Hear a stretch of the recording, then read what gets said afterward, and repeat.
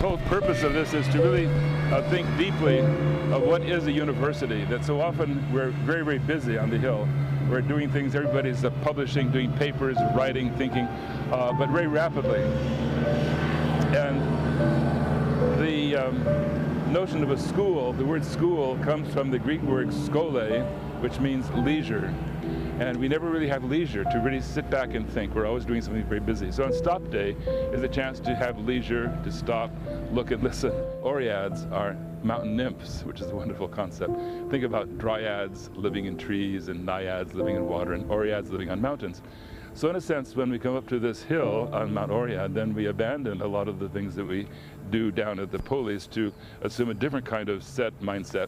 And we become, in a sense, classical, or we become intellectual, we become oreads, we become mountain nymphs at that time. So we'll go across the campus and looking at all this in the kind of classical way. Most of the buildings do derive from ancient Greece and then Rome. So this is the Romanesque, and it does remind us very much of Rome.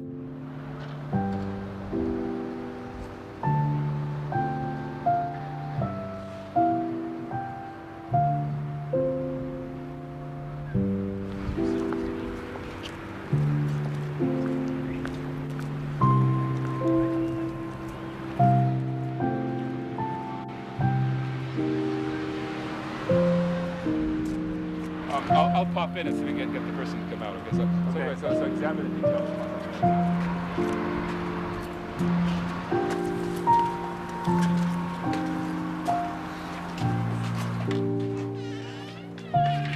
We talk about a facade of a building, right? And so buildings do have facades. If you think about the face, you think about the human face, you think about smiles, that quite often a successful facade has a kind of smile to it, and an unsuccessful facade doesn't. You've seen probably some awfully dour buildings, you know.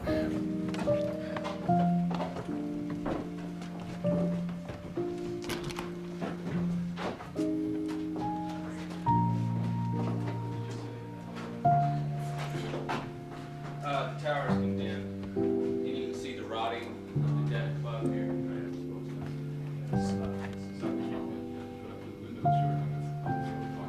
This wonderful red building is the library, built 1894, and it's built in the style of the Romanesque revival. It's made out of the local stone, Oread limestone.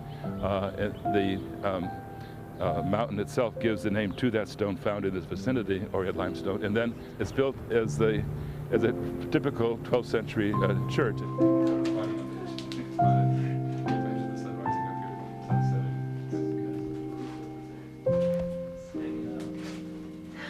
There's a tower on the building which serves no real function. A university without fancy and imagination is a factory. I mean, it turns out repetitive thought. You imagine something, and there's this kind of idea, and then to bring it into reality. And so in that sense, the university is a birthing place for ideas.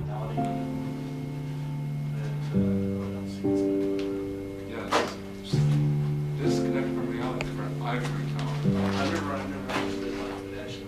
So when you start off learning something, you know, things are you sort of see things as being the top of the mountain. Yet when you start climbing, you realize only the foothills and the real summits are farther away. So the question about what is high, we can adjust. You know, what is Himalayas? What is Mount Everest? That sort of thing.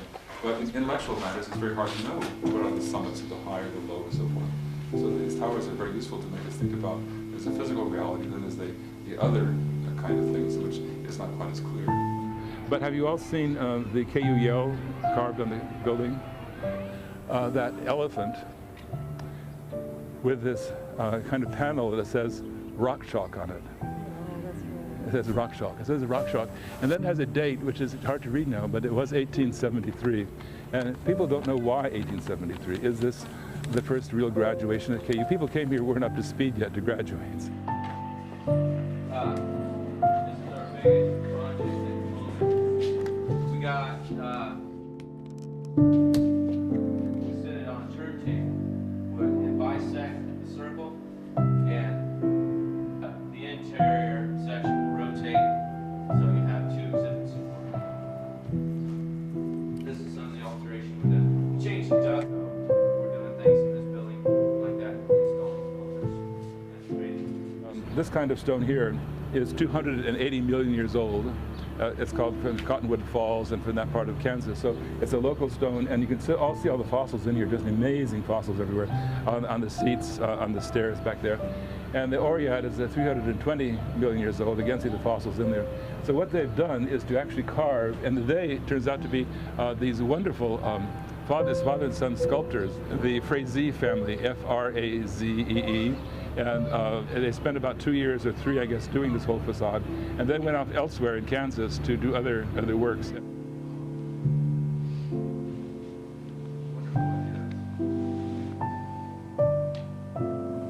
What other ideas without having to focus too much on this one?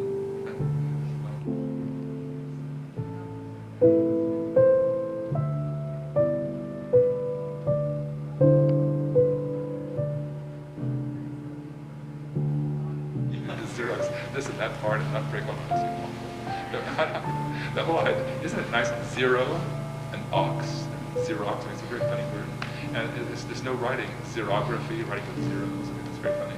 Almost everybody has put their hand on the Xerox machine, it's so weird. And so here, with Darwin, and these, by the way, are called an edicule. That's the real word, edicule, E-D-I-C-U-L-E. These are the idea of a small little edifice. It's an edicule. The capitals there are wild. They're all about university things. They're chemistry, mixing, animals, fantasy, life, death, skulls, monkeys. It's just a remarkable welter of ideas around Darwin.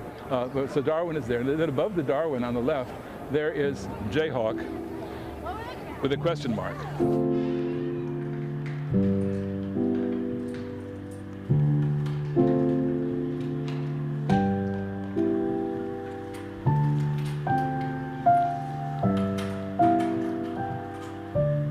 Imagine you're a child sitting here again and you notice this as being a swan. Why is that important to a child?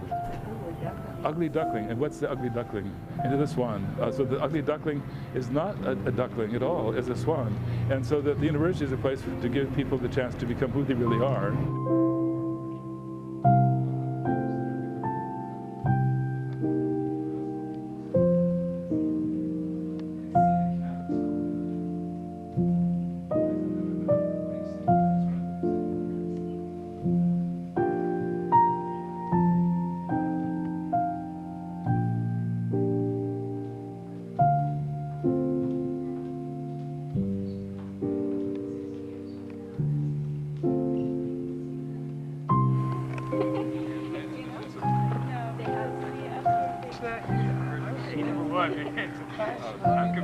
Well, they are times. They're open.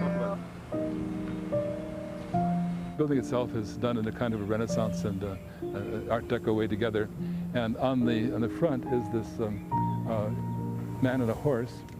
So here's George on the horse and the dragon, and the sun above this. And this is designed by Marjorie Whitney, who was a professor of art at KU in the 20s and 30s.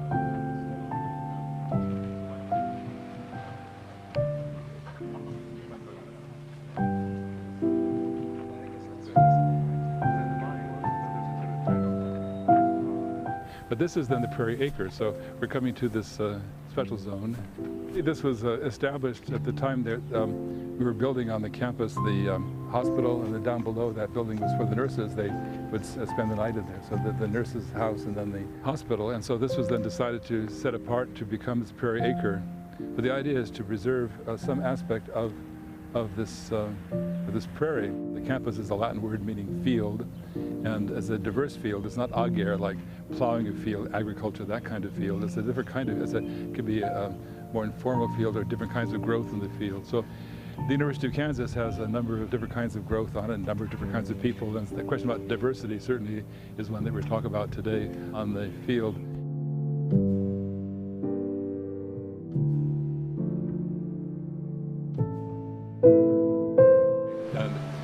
There have been occasions which I've been walking, my office was in this building, to actually walk by here and students sitting up in that tree having a discourse, which is so wonderful. And they call down like birds, and there they are sitting up in the tree. It's probably not allowed, but anyway, when they did this, that's just wonderfully Socratic, sitting up there discussing ideas. In many ways, one can think about professors at the university as being not so much teachers, but as gardeners. I mean, it's allowing people to grow and cultivating. But this opens up a lot of perspectives, but it requires that one look up. And often we don't look up. We're very, very pedestrian. We look at our feet. We must, otherwise we'll fall flat on our face. We have to stand up. But you have to always look up a bit. As we say in Kansas, to the stars with difficulty, you know. But once you look up, then you can see a lot of marvelous things like this.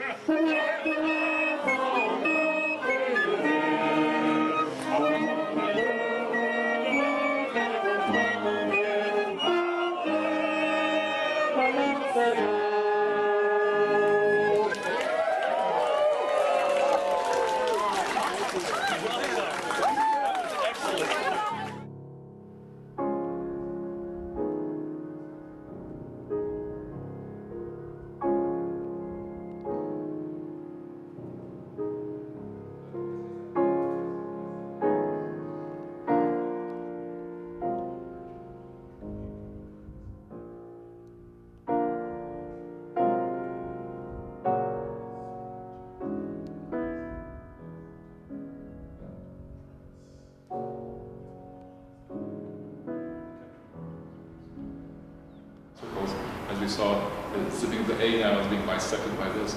A itself, after all, being 180 degrees, we already talked about that with the temple, the Lippincott, and then you have the degrees down below, 180, 180. Or if you have a 90 degree inside there, then you could have that divided up into the components for the degrees like that.